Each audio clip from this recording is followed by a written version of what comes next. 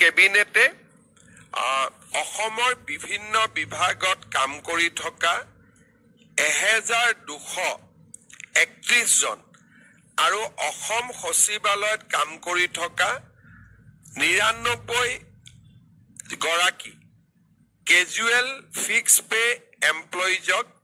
বিভিন্ন ধৰণে সহায় কৰাৰ বাবে সিদ্ধান্ত গ্ৰহণ কৰিছে ৰাজ্যত মিনিমাম যেটো 1231 গৰাকী মাষ্টাৰ ৰোল কেজুৱেল আৰু ফিক্স পে ওয়াৰ্কাৰ আছে এতিয়াৰ পৰা আমি তেওঁলোকক মিনিমাম পে স্কেল প্ৰদান কৰিম এই সিদ্ধান্তটো আজি কেবিনেটে গ্ৰহণ কৰে আনহাতে আমাৰ অসম সচিবালয়ত কৰ্মৰত 99 গৰাকী ফিক্স পে ষ্টাফক আজি আমি তেওঁলোকৰ দৰমহা প্ৰথম বৰ্তমান তেওঁলোকে 9000 পায় আমি 9000ৰ পৰা 16400 টকালৈকে বৃদ্ধি কৰিছো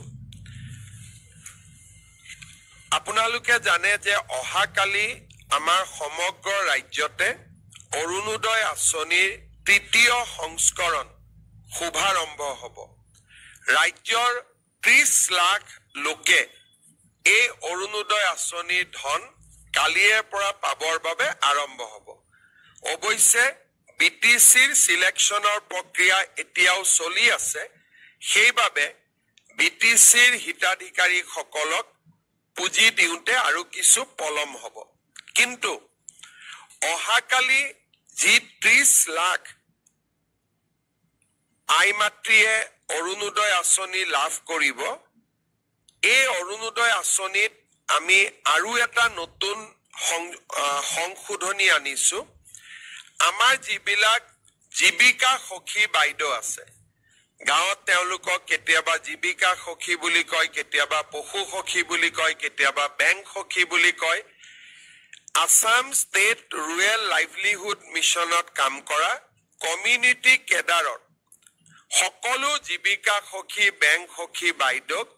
আমি ডাইৰেক্টলি অৰুণোদয় আঁচনি প্ৰদান কৰিবলৈ সিদ্ধান্ত গ্ৰহণ কৰিছো ইয়াৰ ফলত বেংক সখী জীৱিকা সখী বাইদেউ সকলেও তেওঁলোকে পাই থকা যি পুঁজি বা বেতন তাৰ লগত অতিৰিক্তকৈ আৰু 1250 টকা লাভ কৰিব এই সিদ্ধান্তৰ দ্বাৰা অসমৰ 14000 সখী বাইদেউ উপকৃত হ'ব আজি কেবিনেটত আমি এটা যথেষ্ট ডাঙৰ